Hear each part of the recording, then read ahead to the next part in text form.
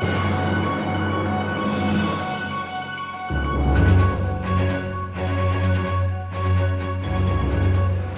while back, Carol Burnett with United Way and I were talking about the number of deaths that were happening in Anderson County. And with that conversation led to an idea that Carol had: why don't we get the community involved? If we're going to solve these problems in our county, we can't do it alone. One person can't make a difference, but maybe we can get the community involved and find ways to fix the problems we have in our community. A couple weeks ago we had the mental health issues, and we had a good debate on that. But tonight, the number one problem we have in our community and the number one deaths we're seeing in Anderson County is drug addiction and drug overdoses. Since last Friday, we've had 3 deaths in Anderson County that our office has investigated, and these are young people. These are people between the age of 18 and 40 in our community that are losing their lives. We've had 24 deaths this year in Anderson County from substance abuse and polydrug deaths. And you'll hear more about it from our panel. We have a great panelist to talk about these issues. But from the standpoint of Anderson County, I've been in the coroner's office since 1989, and I've never seen the epidemic of deaths we're having with drug deaths going on right now. In the last 2 years, it's gotten to be just out of control. And probably about a year ago, we formed a panel with the Chamber of Commerce, a drug task force that's made up of many stakeholders in the community. We have been working for about 10 months to come up with some ideas of how we can combat this problem. Our panel took a tour of the county jail. We discovered the county jail is certainly overcrowded. It certainly sees most of the people that have an addiction problem because they've been arrested. But I don't think that's helping our problem, putting people in jail. We've got to find ways to help these people get off drugs. And I think it's become apparent to our task force committee because we're coming up with some recommendations on how we can take care of this. But I recently talked to a person that had an addiction problem that got help. He went to Wellspring. It was a program that ANMED had, and he said it saved his life. And he wouldn't be here today if it wasn't for Wellspring. He got detoxification and got a 14-day program that saved him. And I think we're lacking in a lot of those programs right now, and I think we'll hear that and we'll talk about that more. But those are some of the issues that we have. We just don't have enough detoxification centers, and we're not, I think, spending our money in the right way. We need to redirect our money, and we need to focus it in different directions, because what we're doing right now isn't working. And we'll continue to see these deaths increase. We'll continue to see crimes happen because of that. So, thank you all again. Thank you, Greg. I think this is needed. I think it's past time that we started kind of looking at this, at least, and I'm just kind of speaking selfishly from a law enforcement perspective, is we've never been geared to really look at the addiction side of the drug crisis. I started investigating drugs in 2002. It's 15 years. 12 of those I was assigned permanently to a federal task force in Greenville. So I worked various drug cases all over the state and country. In that time, I saw the rise of methamphetamine.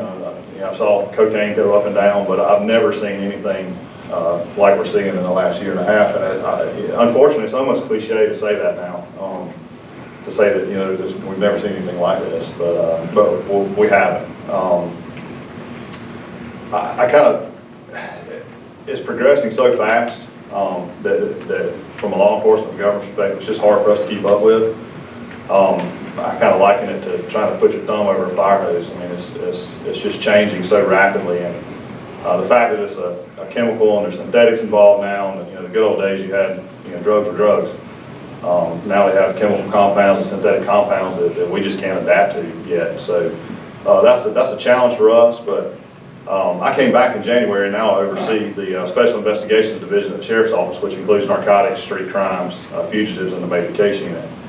And as we took that over and kind of revamped everything, I started thinking, somebody distributing drugs, which is what we're good at finding, is only part of the problem. It's the addiction side that is driving the guys that are selling drugs, and I'm a realist. I understand that you're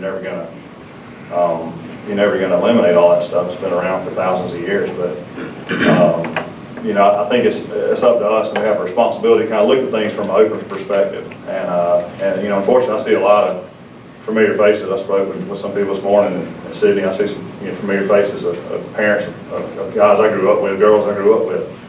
So I have a personal interest there, to try to make a difference.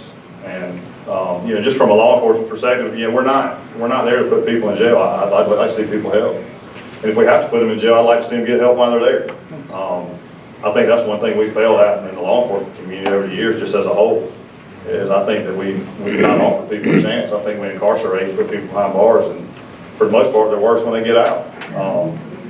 So, I think it's up to us. I think we have a responsibility to try to help people while they're there. It's always been a kind of a creed of the Department of Corrections is to rehabilitate. And I just be honest, I don't think we've done a good enough job doing that. I think we need to have a little more of that. There's a discussion about our jail, and we'd love to have programs inside the jail. We just don't have the room. We're stacking people in there as it is. So that's kind of where my interest is, and kind of where my heart is that this is definitely a crisis, and I think it's going to take all of us, everybody in this room, including law enforcement, the coroner, and everybody else, to really get a handle on it. I'm here for help too. I'm not here to profess anything, but I'm here asking for help as well. Any ideas anybody has to pass along, I'm willing, now or after. Ross, can you kind of elaborate on the types of drugs you're seeing on the street? Well, again, unfortunately, a lot of the other drugs haven't slowed down. But we're seeing fentanyl, we're seeing carfentanil, we're seeing heroin, we're seeing various types of synthetic heroin, both in powder form and tablets. Unfortunately now, fixing one problem creates another oftentimes, and with the rescheduling of things like Lortab and things like that, it's harder to get. So the people that use Lortab and have for years, or any other opioid for years, have an addiction. If they can't get it from a doctor, they're going to get it somewhere else. And unfortunately, there's a true physical addiction there. And I think we've done a good job of restricting some of that stuff and rescheduling it, making it harder for the doctors to prescribe unnecessarily. But unfortunately, there's a flip side of that too, right? There's people that need that medicine that they're not in a program to get detoxified, so they're going to go wherever they can to get it. And unfortunately, that's to their local drug dealer, who's now adapted from selling regular drugs to now they're pressing pills and they contain fentanyl and various other synthetics. We don't even know. We have no idea, to be honest with you, that some of that stuff is until we get it to the lab. And it's not like on TV where you just rushed up them off to the lab, and 15 minutes later they got your results. So that's one of the frustrating parts for us, is just keeping up with the logistics of it all. Jason McDowell wanted me to share with you just a couple of comments. He's the one that I talked with that had an addiction that went to Wellsprings and had some help. And he just wanted to kind of share with you that if you've ever had the worst flu in your life, multiply it by 10, that's what these drugs will do to you with withdrawals. And he said that you start having these withdrawals and you can take a pill or do that drug again and get immediate relief. So what are you going to do? You need immediate relief. And it just goes on and it gets more and more repetitive of what you need. He says that what we've been doing, we've been putting our resources in the wrong place, and he wants to stress that. He says that he has recovered Sydney for what, 8 years? Yeah. 8 years that he's been clean. And he says that he's seeing his friends, people that he grew up with, that are now being coroner cases. We've had a couple just recently that we talked about. But he wants the word to get out that what we're doing and what we've been doing isn't working. We have got to find ways to get facilities, detoxification facilities, and programs to help these people get off the drugs. He says once you get them off the drugs, the drug dealers will go away because nobody will want these drugs. But we've got to help those that have these drug problems. Putting them in jail just puts them in a cell with somebody else that has a drug problem.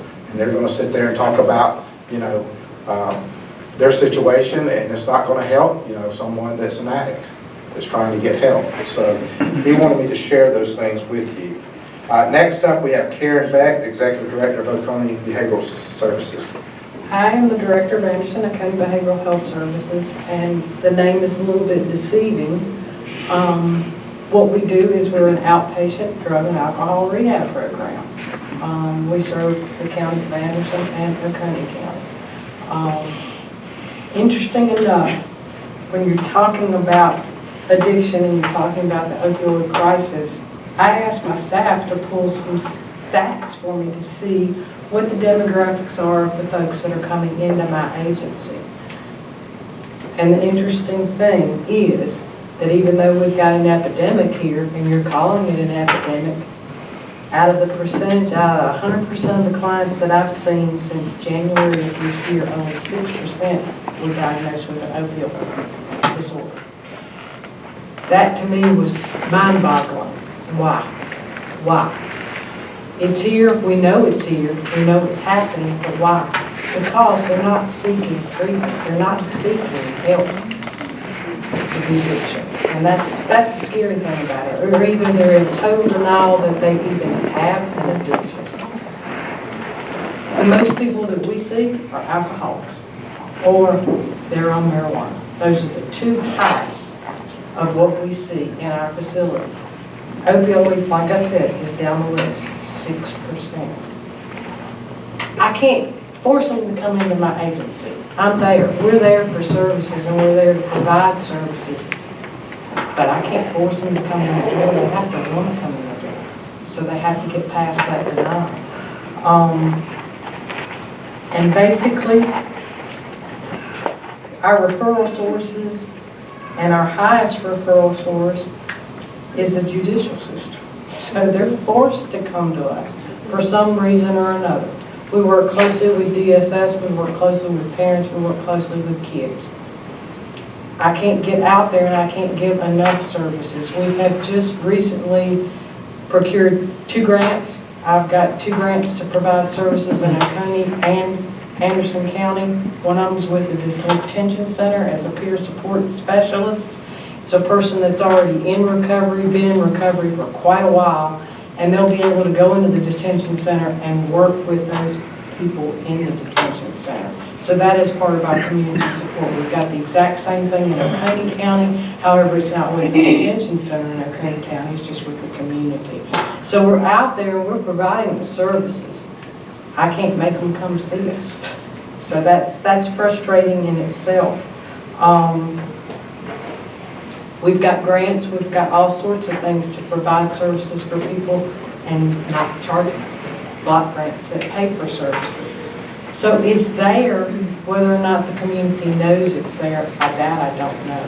But granted, most of the people that come into my agency are forced to be there and they have no choice. And the highest reason for being there is alcohol use and abuse. And the second highest is cannabis. So you talk about a crisis, you talk about an epidemic, but we're not seeing it because it's a different kind of epidemic. You're seeing it on your end in the coroner's office and law enforcement, but we're not seeing it. They're not coming to us. And so that to me is an issue in itself. But we provide all the services. We're an outpatient facility. I provide intensive outpatient for those folks who need more, and it's a program that runs like Monday through Thursday, a couple hours a day.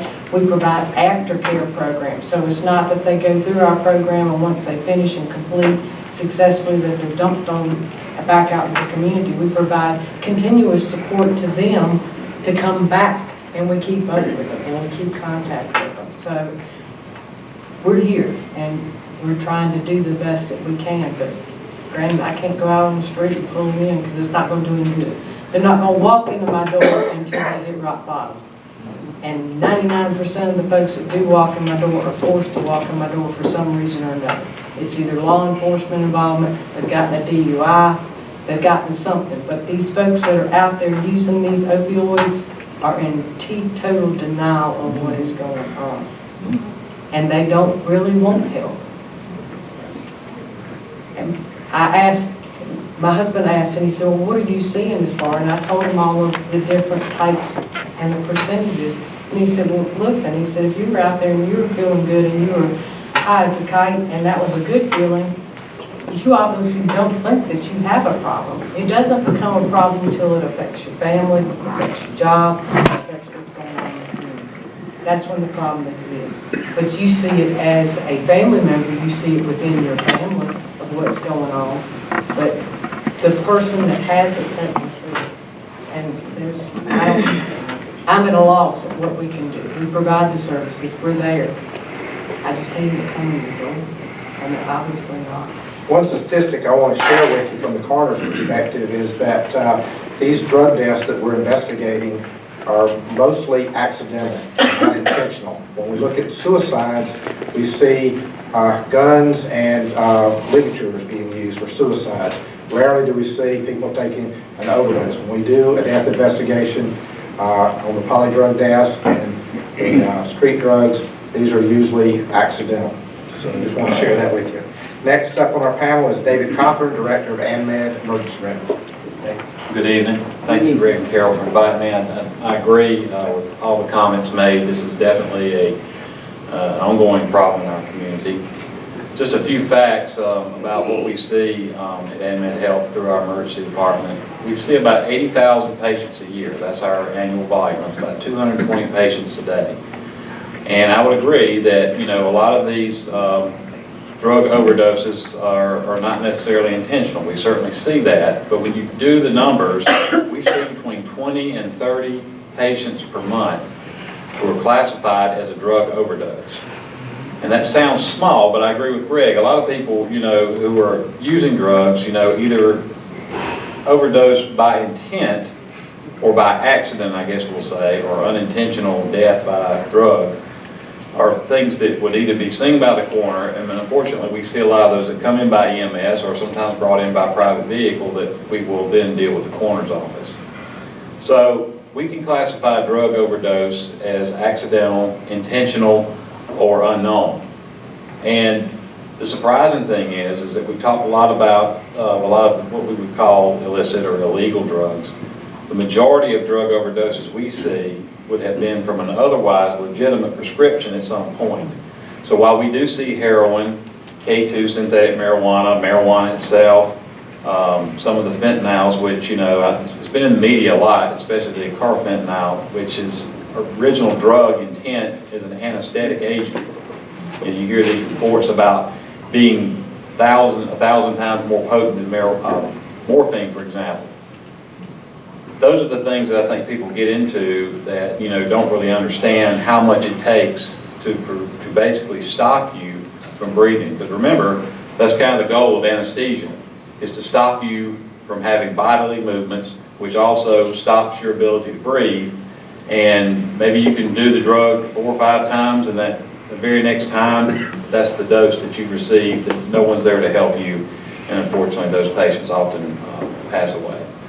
But again, if you think about that end of the spectrum and what I alluded to a minute ago with otherwise legitimate prescriptions, I'm not really talking about people who were prescribed, say, a heart medication, digoxin or something like that, and they accidentally took a couple of extra doses. Those are certainly included in our numbers, and they have medical problems. So I'm basically saying that 20 to 30 is more predominantly either accidental or intentional, because we do see patients who come in who say, I took this drug with the intent of committing suicide by this drug.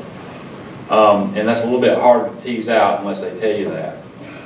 So in terms of the illegal, illicit street drugs, and certainly prescription drugs do wind up doing that, we find that, you know, patients who present to us are going to have to be medically managed and have their medical issues stabilized. And I will speak to the fact that of that population, when they tell us or we find out by later when they've recovered enough, a lot of the mental illness, behavioral health issues is what drove that in the first place. So it's not just people who are wanting to get high, take a little bit too much. It is a device sometimes, maybe originally intended to treat pain or to treat depression or whatever, and then it becomes kind of the end of the line result of having access and abuse of that drug. So while drug overdose in and of itself is the 20 to 30 a month we see, drug abuse as a problem is something much more prevalent and not as easy to capture the statistic on. One of the initiatives that the task force has taken on is to ensure that every law enforcement officer in Anderson County has Narcan. Narcan is a spray mist that can be given to someone that is overdosed. Many times law enforcement's the first responders on the scene of these overdoses. When EMS is requested, they're usually staged until the scene is safe. So many times they're the first ones there. We also address the issue of officer safety because they can come in contact with these drugs and we want them to be able to take care of themselves or their partners. So right now we have about 4 agencies in Anderson County that have been certified to carry the Narcan. The rest of them are signed up and are working the schedule. We hope before the end of the year that every officer in Anderson County, city and county, will have Narcan on their person to administer that. So, and also can be given to canine animals because they are certainly at risk. Next up is Stacey Ridley from the Executive Director of Shalom House. I'm Stacey Carroll. I am the Director of Shalom House Ministries. We have been around since 1999, so I'm kind of like Karen in that it's not real new to us because that's, you know, that's all we've done for all these years. And I've had an opportunity to walk with a lot of women with drug and alcohol addictions. I had addiction to meth myself about 27 years ago, and it's complicated, but there's just so much hope. There's so much hope in people getting clean and sober, but at some point we're all going to have to get together and agree that it's more than a spiritual problem, a mental problem, it's everything. It's all these things wrapped up in one, and to work with individuals and deal with each person and get to where it was that it happened, where they got stuck. It takes time and it takes community. And, you know, a lot of our ladies, they've been shunned. They, you know, their family don't understand, of course. And so they're isolated from their community, they're isolated from their churches. And we have a fantastic program. We started out, you know, just doing the halfway house, and we started to see more and more people die because they didn't have an opportunity to really get good professional counseling and have people to walk with them in the churches and things like that. So we opened the treatment center, and when we opened our treatment center in Belton, it has 20 beds, and we still have the halfway house, and it has 11 beds in it. We didn't charge anything, you know, and that soon, you know, kind of got to where we were just running, and we were trying to treat these ladies. So I certainly don't agree that they don't want help. They do want help. We would have 20 ladies, and then somebody lined up to come into their bed as soon as they leave. Right now, I have a stack of applications for people who need scholarships. They need to be able to come through there. We have licensed counselors. We have full-time people working there, and it's a great program. The ladies are up in the mornings. After they've been there the first month, they're happy, they're laughing.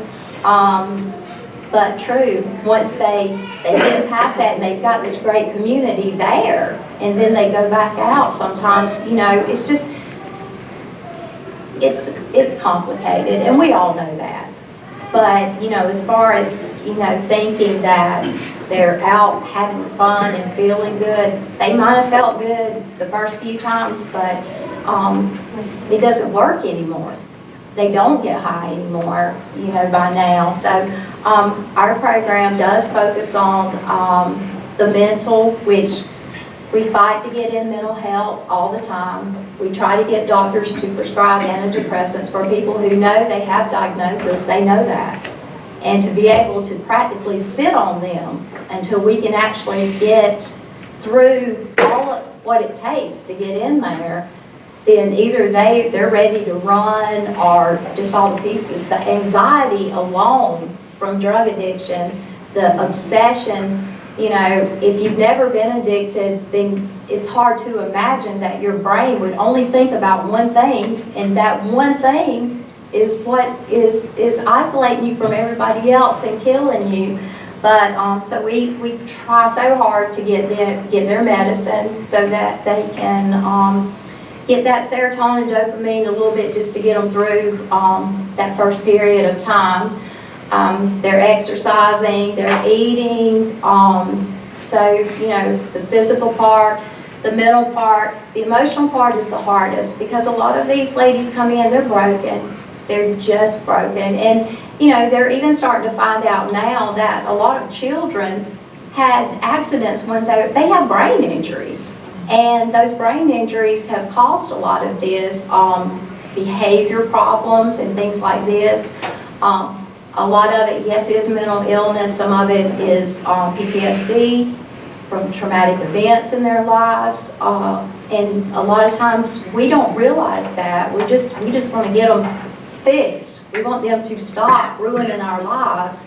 The other thing being the spiritual part. Now that Kurt has his church, and more of the churches are starting to actually recognize God's grace and mercy, and that, you know, we should all be welcome there. I mean, even when we first started, I can remember people moving their pocketbooks when we came in to sit down, which does make a little bit of sense.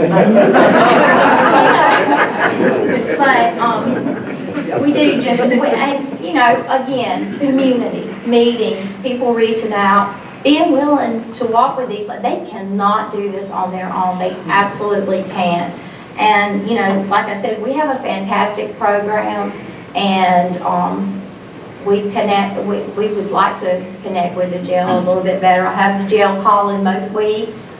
I've got one coming in, we have one coming in Monday from the jail, and she said there's 3 more begging, you know, to try to get somebody to help them. So I think that we can do this. I really do. If we'll just get together, and of course we don't agree, whether it's a disease or whatever, we don't have to. They're hurting and they need help. So that's. My name is Karen, and I'm an alcoholic. I'm originally from Savannah, Georgia, but I've called Anderson my home and have been a citizen and a proud member of this community for going on about 7 years. My drinking career spanned over 44 years. I've been to a little over 2.5 years ago.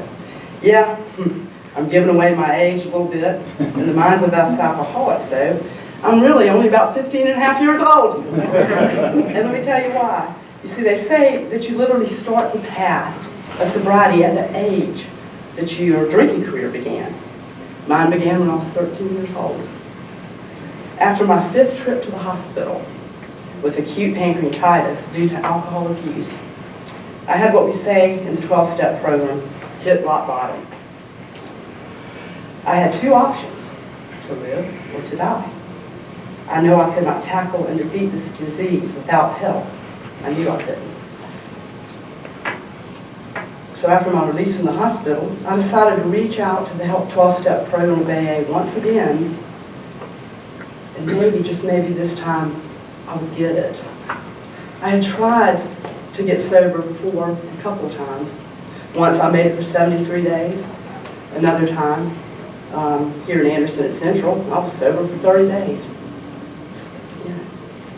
I was nervous and fearful of what the others in recovery would say or think about me, and it was very difficult to come back into the rooms. But it was a serious matter of life and death for me, and I took the first step. When I walked into the 10 o'clock meeting at Central here in Anderson, I was greeted with love and open arms. There was no judgment, just genuine concern for my well-being. They told me I was the most important person there, a newcomer. They gave me a phone list. The first thing I saw was the 12 steps of AA on the wall. And right then, a light came on. And I knew that it was imperative that I grasp and hang on to the first 3 steps. It was imperative that I do that. Step 1, we admitted that we were powerless over alcohol, that our lives had become unmanageable. True, I was dying and out of control. Alcohol and drugs are cunning, baffling, and powerful foes. Step 2, came to believe that a power greater than ourselves could restore us to sanity. I knew that had to be true as I was thinking more clearly in just a few days that I hadn't taken a drink, and it was a miracle. Step 3, made a decision to turn our life and our will over to the care of God as we understood Him. This is perhaps, to me, the most important step because it's all about surrender. It's about realizing that we are not in control. God is in control. I know when I was the engineer, my life was a train wreck. So I had to grasp this program. I'm glad I did. It was important to get a sponsor to help coach me through the 12-step program, especially the 4th step. That was a terror for me. Made a searching and fearless inventory of ourselves. It's painful and can be very humiliating and humbling because you have to face hurt and resentment and figure your part in all of it. That's where honesty and openness come into play. My willingness brought me back. The rest of the steps are all tools for getting and staying sober on your journey through recovery. And ladies and gentlemen, this is a journey. This is an outlet for this alcoholic. It's a journey. Like hundreds and thousands of my fellows, we'll all be on this journey for the rest of our lives if we're lucky. The beauty about AA and the 12-step program is a fellowship, and that you don't have to do it alone. The gift that I have today is peace, joy, and serenity. The ultimate reward is my personal relationship. Service work is another strong component in the 12-step program. When I accepted my higher power as such, I made a pact. I asked God to keep me sober so that I could serve Him. Today, I serve with United Way America. This is my 3rd term. I serve my church, South Main Chapel Mercy Center. AA, or drinking school, is a very integral part of my recovery because this is where I get my strength experience of hope. That's what it's about, hope. Life doesn't get easier just because you're sober. I went through the 2nd diagnosis of cancer with my husband, and 10 months later, it took his life. But you know what? I didn't have to drink over it. I did not have to drink over it. I can face life on life's terms today, as long as I follow the 12 steps and go into the fellowship and do what I'm supposed to do in the eyes of my God, my higher power. I had the support of my fellows in AA when my husband passed away, my church family, and my family at United Way America. It's great. And I am not alone today, and I know that deep down. I invite you to come to any of the open meetings of AA, and I have provided schedules of the meetings in the back. We are in serious need of support through the community. I'm a regular chairperson at Kingdom Seekers Recovery Group at South Main Chapel Mercy on Mondays at 5:30, and I've written that down for you on the schedule. There's also a program, and I don't know, some of you may be familiar with it, some of you may not. It's called Al-Anon, and it's for family members and friends of people who are suffering from drug and alcohol addiction. So I'm kind of getting off the thing, but that's okay. It's similar to the 12-step program. Just remember, if you have the opportunity to attend any of our NA meetings or AA meetings, that it's anonymous. That what you see there, who you see there, what you hear there, must stay there. And that's out of respect for the people that are trying to get sober. It's anonymous. Today I have a new lease on life. I've learned to love and I've learned to forgive myself. That's pretty hard. I shall not forget the past, nor wish to shut the door on it. The past, for me now, is a point of reference, not a point of residence. Not anymore. The 12 steps must be built on the foundation of faith and trust in God, along with honesty, openness, and most important of all, I've heard this through the panel, willingness. You have to have the willingness. This rock bottom that you hit, you have to be willing to pull yourself up by the bootstraps and say, I cannot do this alone. I've got to have help. And thank God for the program of NA and AA. And thank you for letting me share. Thank you, Greg, and Carol, for giving me this opportunity to come and just share and shed some light on my experience. Because listen, every single person sitting in here, that's all you have, is your experience. And let me tell you something about addiction. Perspective changes everything. And let me tell you why you're sitting here. Because addiction's affected you in some way, shape, form, or fashion. See, it ain't quite, addiction ain't quite as real until it hits your home. And then we start scrambling for answers, wanting to know what to do. But see, we're very situational people. We like to handle it as it happens. And then we handle the situation, and before we get it fixed, we got another one. And at the end of the day, we get to a place to where we have to admit defeat and say, you know what? And what I'm seeing is a community of people come together saying, we don't really have any answers. But this is what I came up here to do. I come up here to share with you that there is an answer. Like, I didn't come to share that, you know, maybe this will work, maybe that'll work. There are some absolute truths in this life. And there are some answers in strategically how we can come together as a community and we can help these people.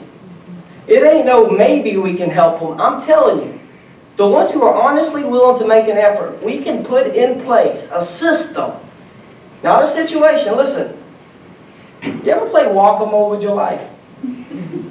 You ever seen that game where you hit the mole and by the time you get that mole down, you got another one up? And by the time you get that mole down, you got another one up. That's what typically, individually, we do with all our lives.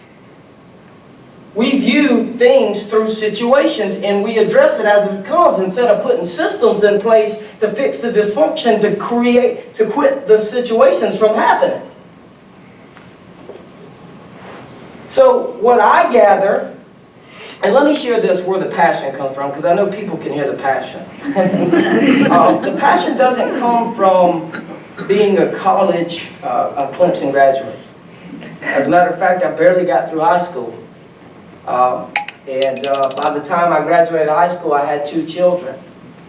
And I'd already been to detox one time because I couldn't quit popping pain pills. By the age of 20, I'd done been twice that I couldn't quit smoking crack. By the age of 22, I'd done been multiple times that I couldn't seem to find an answer. And let me tell you what I believe. I hear denial. I don't use that word anymore. Because the fact was, by the age of 22, there was no denying the fact that I had a bad problem.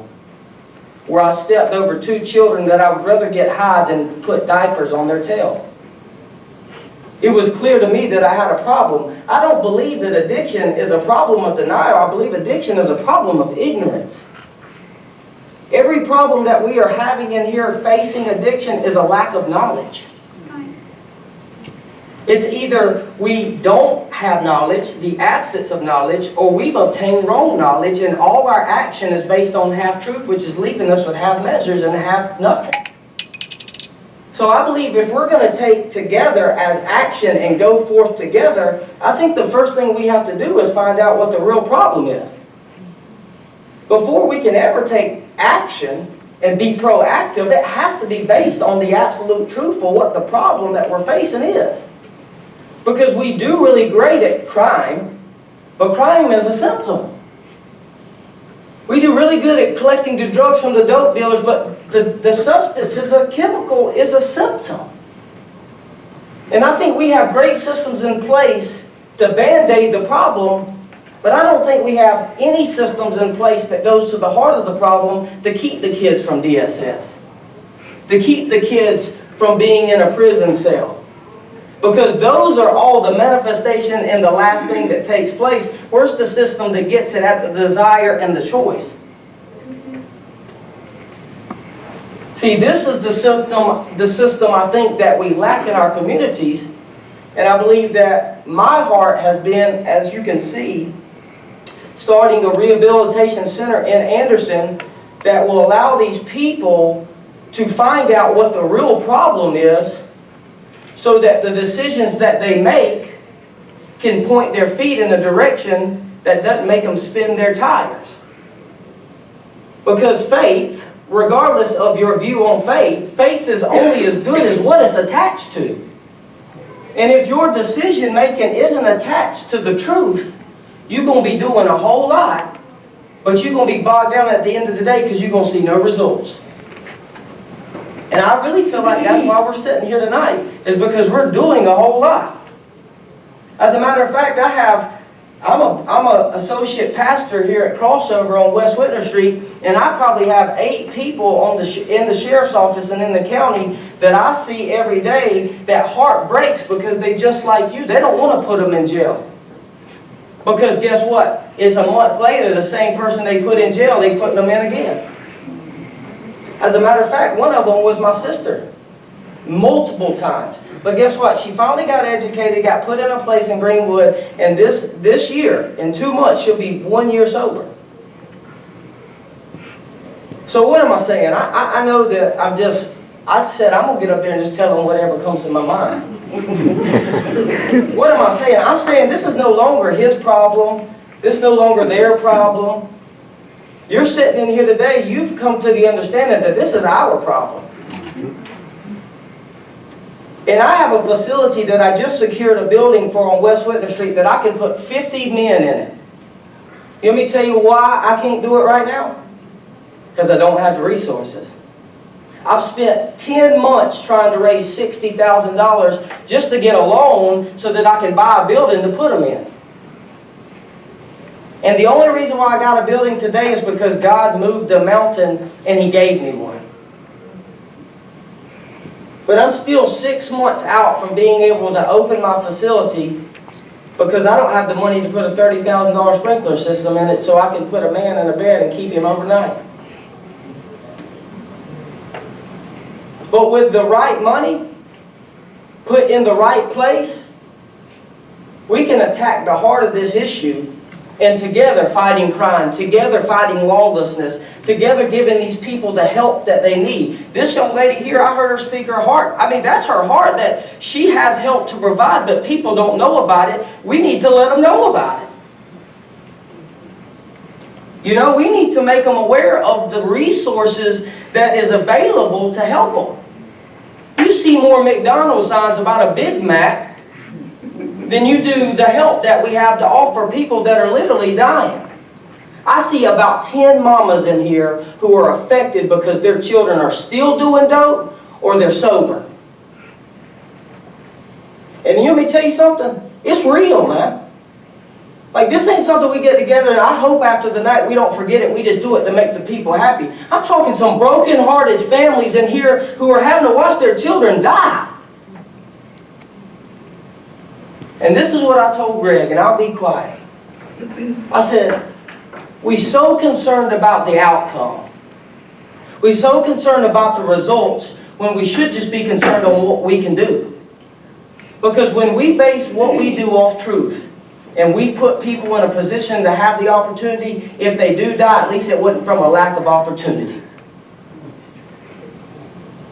You know, but it's sad that when people have to stay on the streets because they don't have the opportunity. That's a totally different ballgame.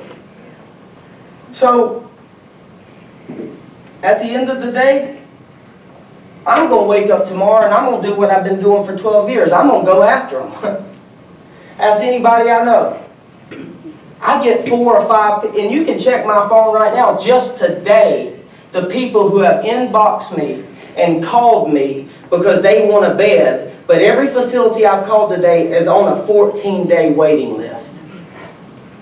To get in the Faith Home, it takes almost a month. To get into Oaks Recovery in Greenwood, they have 14 days at least to get in it.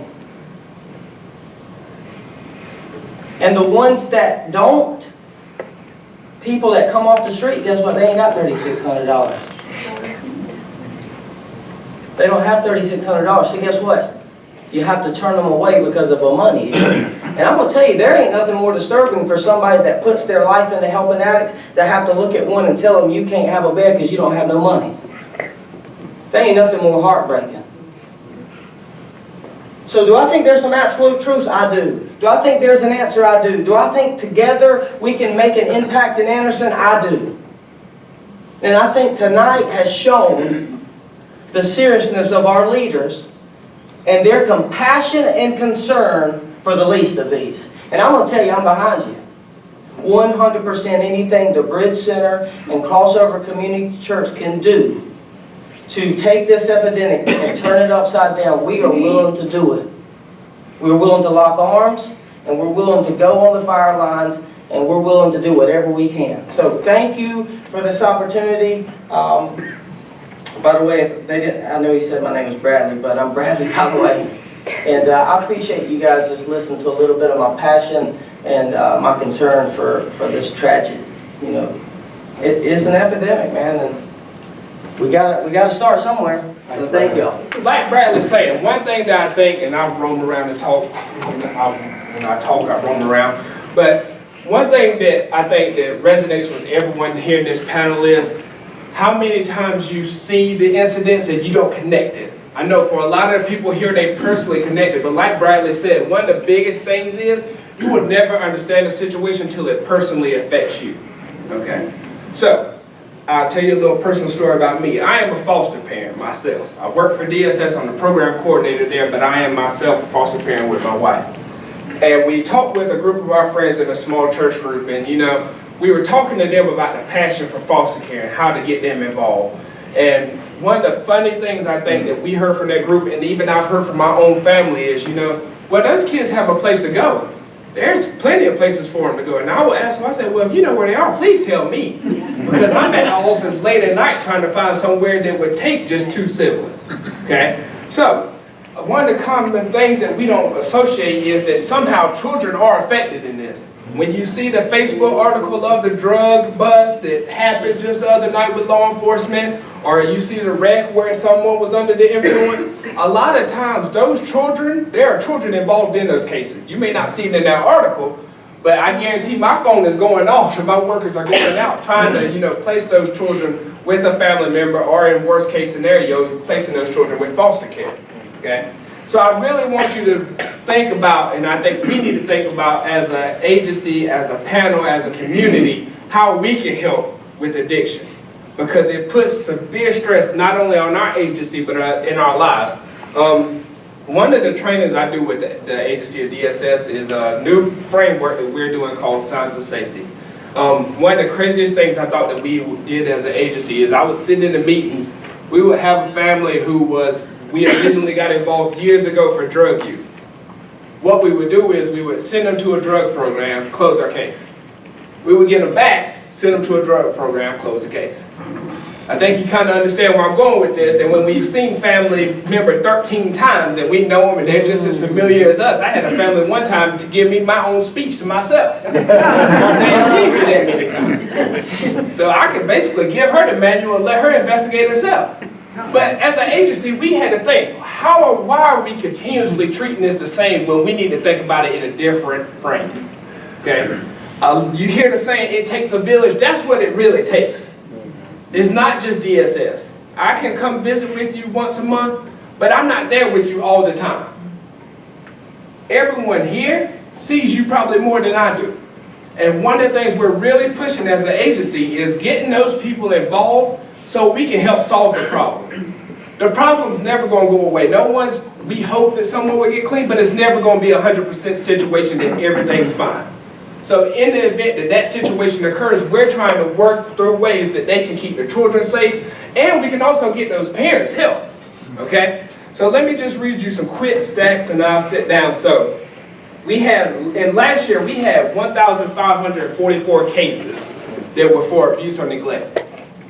That's a case. That's not giving you numbers on moms, dads, children. That's just a case, okay? Within this year, we are already up to 2,400, okay? So as you can see, there is a lot of stress being put on our agency, on our families, on our agencies in regards to addiction. And those are just cases that we're involved with for drugs. We're involved with the other ones, but those are the ones that we're involved for drugs. So let me read you one other quick stat. We have 2,303 foster homes across the state, okay? In the upstate, we have one of the biggest crises for trying to get foster homes. I can tell you several instances of children that are having to be split up, having to be shipped to other parts of the state because there's no one that would keep you. I had 2 just the other night that no one could take. So again, it's gotta be our community, our panels pulling together to help these families. So not only can we help keep children safe, but we can also help families to strive. Because these are the people that you see every day at the gas station, the kids are in line. You never know what they may be going through, but those are the families that we deal with, okay? Last stat I give you, and I'll sit down. We have had 8 foster kids in our home. They have all 8 been boys until today. My wife tricked me and we took 2 girls. I'll let you know how that goes Saturday when I want to watch college football, but we're digressing now. Out of those kids, all 10 have been because of drugs. It's an epidemic, and we've got to pull together whatever we can do to help make it a better situation. And we've got to take action. One of the biggest things, I come from a sports background, played college football, so I'm big on accountability. It's great to say what everyone else can do, but I'm big on we need to own it ourselves. Exactly like Bradley said, we need to take ownership because these are our kids. And these kids are learning what we're showing them and what we're doing. Okay? Thank you for coming and thank you for having me. Well, thank you all for being here. And, you know, when I was trying to prepare what I wanted to say to wrap up this gathering this evening, I went online and Googled what are some common quotes regarding addiction and recovery. And one of the first ones that came up was Mark Twain's quote, "If you do what you've always done, you'll get what you've always got." And what I've heard here tonight is there is a sense of unsettledness among us, which is good. Saying we can't continue doing what we've been doing, both as a community and perhaps beyond just our own community as a nation. We need to begin asking questions and thinking about different approaches to deal with this issue that's touching all of our lives. And that came out clearly here tonight too, that this is our problem. It's not their problem. It's not a law enforcement problem. It's not a hospital problem. It's not a church problem. It's not an individual problem. It's not a family problem. It's our problem altogether. And we have to work together. I hear that. And that I find that hopeful, encouraging. That you are here tonight, and I hope you will spread the word. Carl Jung said we cannot change anything until we accept it. I hear acceptance here tonight. Acceptance that this is a problem. And then this anonymous quote you've heard before, "Today, though, is the first day of the rest of our life." And that's hope. And that's what I hear as well here tonight, is hope. I'm the pastor at South Main Chapel and Mercy Center. We're a relatively new church on the south end of town, and we intentionally started as a church to be open and welcoming to all people, but particularly to folks who struggle with issues like addiction or mental illness, and to take an all-in approach in trying to help. So we work in partnership with state agencies and with other nonprofit organizations to try to help people feel like they are not alone. And I heard that here tonight too, that for the addict and for the family of the addict, what they need more than anything is to understand they are not alone in this. And so we have to embrace each other through working together. You know, lots of great ideas generated here and lots of different perspectives. What I would like to say, but one thing that really stood out to me is something Stacy Carroll said, that this is a complex problem. There's no one size fits all answer. Sometimes we get passionate about our own solutions and think, well, if everybody just accept this, then it would all be solved. I think it probably would have been solved hundreds, if not thousands of years ago if that were true. We as human beings are complex. And the things that affect our lives, the challenges we face are complex, and addiction is very complex. And so we have to be willing to listen to each other and to be open to various ideas and various ways of trying to address this issue. Thank you again for being part of what makes Anderson a caring community. And I'm hopeful. Some might say naive, but I'm hopeful that we are going to make a difference.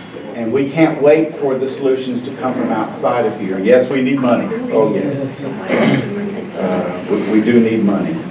But we can't wait for that to happen. We have to begin working together to solve these issues here with each other and raise our voices so that others will notice. And nothing attracts money more than when people start seeing, when those who hold the purse strings start seeing people get passionate and interested and motivated. So you go out and tell folks that you have connections with in your lives what you heard and saw and experienced here tonight, and become a part of making this a solution, making the solution happen. So thank you. I want to thank Greg for hosting us again this evening, for his compassion as our coroner, for what is happening in our community. I want to thank all the panelists. You all brought a different perspective, one that I think will make us think. And also thank Charles, thank you for driving up from Columbia, working with us. And Kurt, thank you for our closing. We had goals for these conversations to help us as a community know more about the issue, to know what resources are available, to know how to access those resources, and to know what you can do. We can't answer all those questions tonight, but you will hear from us because we wanted to listen. We hope we will all learn, but then we want to take action. If you did not sign in, please sign in on your way out. Make sure we have your email address because we will be communicating. This is not the last time you will hear United Way working toward getting the community involved with addiction. We must change the headlines in our newspaper. We must change the headline of our TV broadcast and say we are going to be a better Anderson County, and we can do it when we all work together. Thank you for being here this evening. October the 5th, we'll be right back here talking about lack of conflict resolution skills, and on October 26th, talking about the proliferation of gangs.